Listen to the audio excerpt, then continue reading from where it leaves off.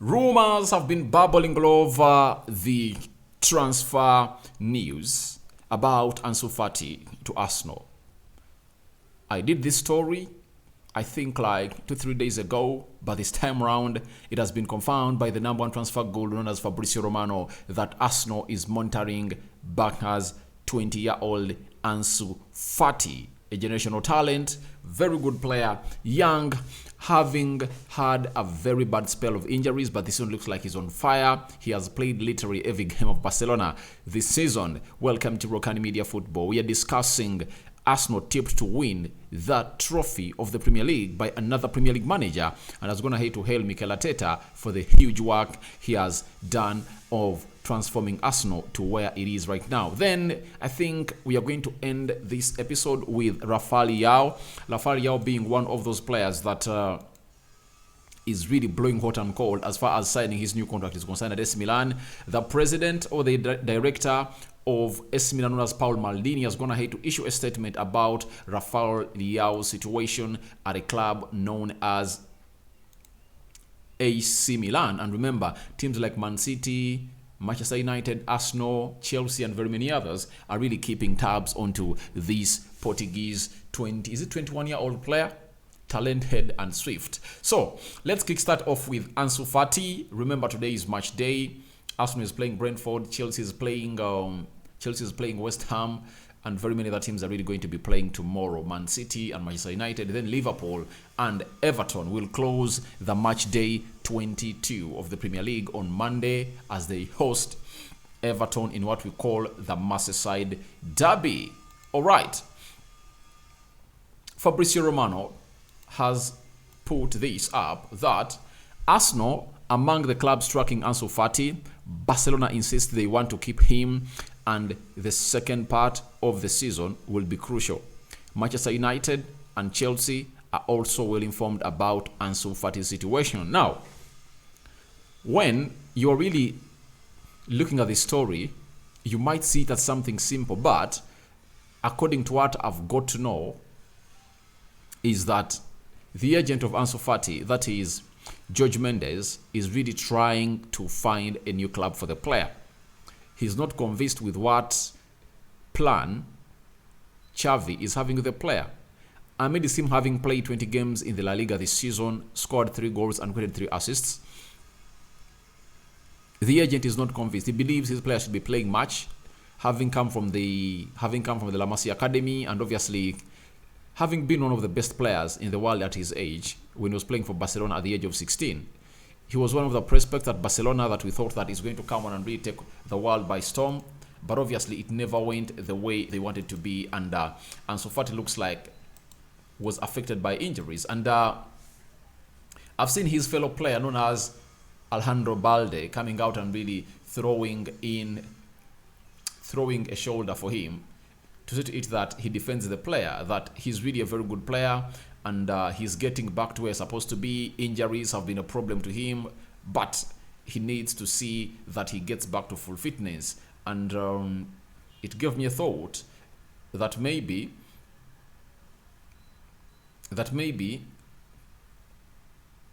he wants to be playing more, and Xavi believes the player has not yet reached that level to play more at the club of Barcelona. But going back to Arsenal being linked to this player known as Ansu Fati, we have to ask ourselves, where does Ansu Fati play?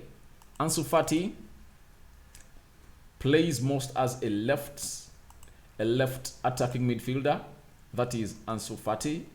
And when you look at other positions that Ansu Fati is good at playing, Ansu Fati. There is something here for Ansu Fati that I'm really looking for. But I've seen him thrive a lot at all on the left attacking side of the midfield.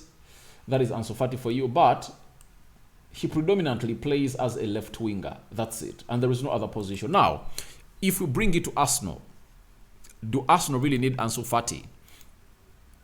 With the options they're really having at Arsenal, do they really need Ansu Fati? And if I told Mikel Arteta is granted the chance to sign Ansu Fati, will he go ahead and really sign him? That's the big question. Now, according to me, Arsenal is having close to 4 players playing into the left attacking side of the midfield.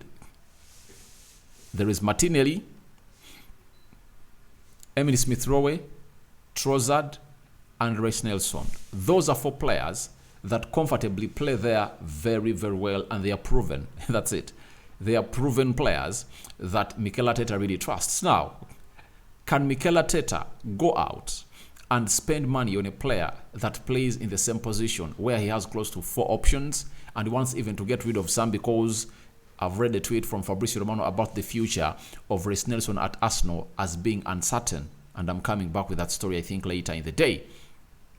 I doubt that Arsenal can really go ahead and really make that move, because the coming in of Trossard shows you that at least for the next 2-3 years, they might be occupied. But with the injuries of Emily Smith-Rowe and him not being consistent, if at all he continues to be an injury-prone player, you never know. That can change the tide.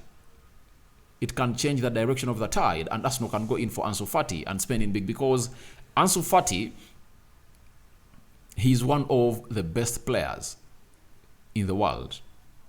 That's it. If he hits his form running. The problem was, from the age of 17, 18, 19, he faced a lot of injuries. That's why he missed out on the Euros.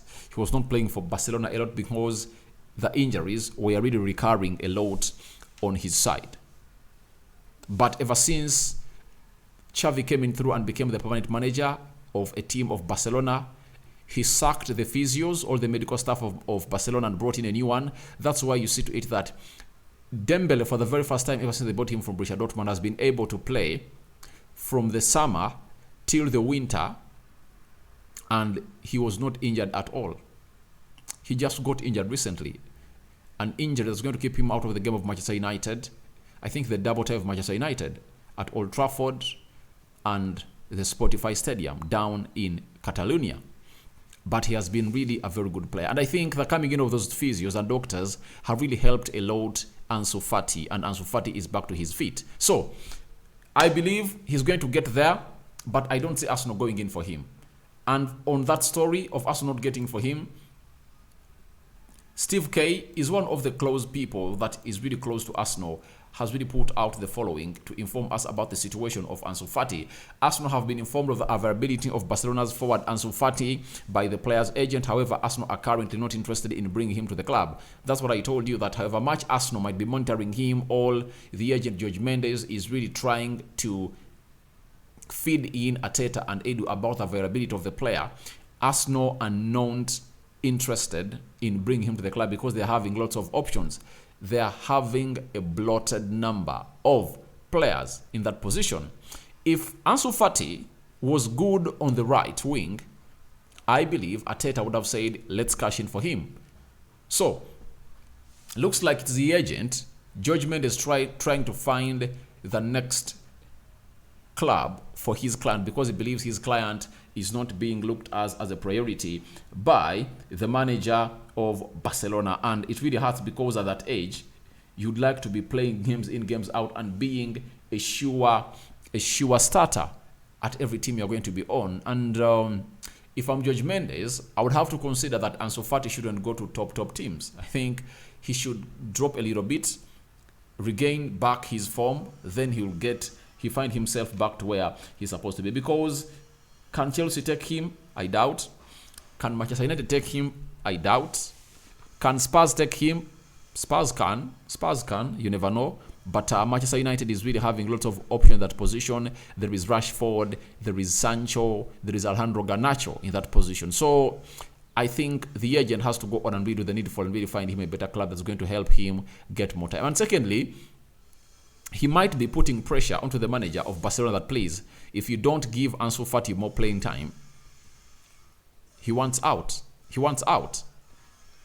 This is what a senior agent will do for a player to get enough playing time, because Xavi will always find himself into press conferences being asked about the future of Ansu Fati. And that pressure, to take it off, he needs to find more playing time for the 20-year-old. He's just 20 years of age. He fits the perfect profile of Arsenal, but does it mean he is really wanted at Arsenal?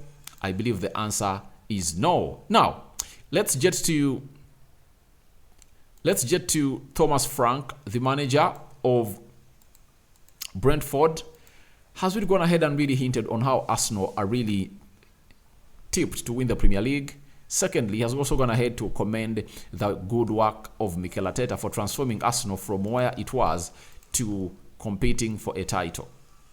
Thomas Frank, the boss of Brentford, has said Mikel Arteta has done a top job in building a culture over 3 years, making difficult decisions and sharpening a style of play. Arsenal can smell that they have a chance to win the league. Let's first talk about a chance to smell to win the league. It was very hard. It was very hard at the beginning of the season to mention Arsenal as a team that is going to be in the title race. It was not tipped.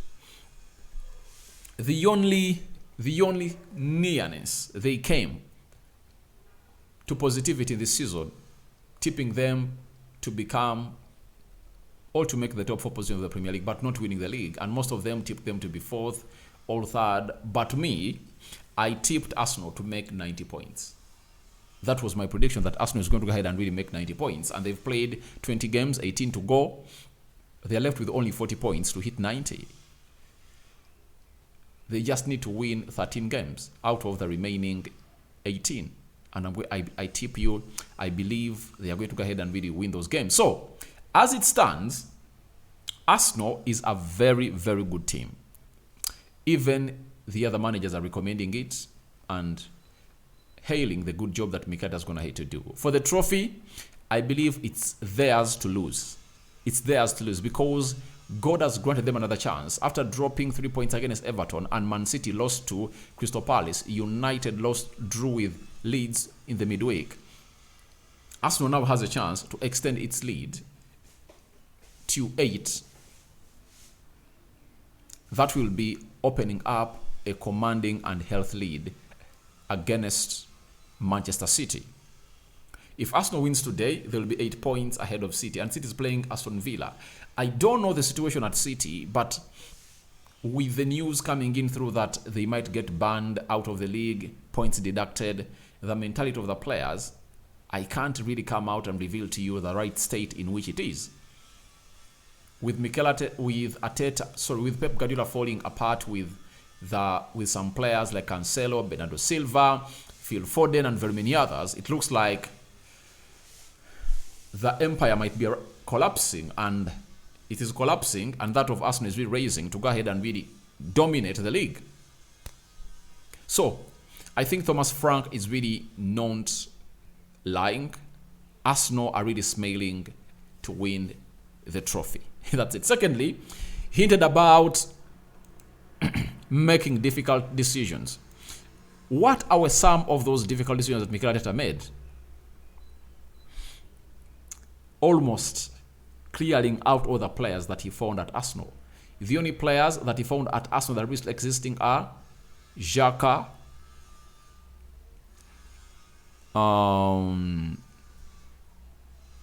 there is Xhaka, there is Bukayo Saka in that team that he's having right now.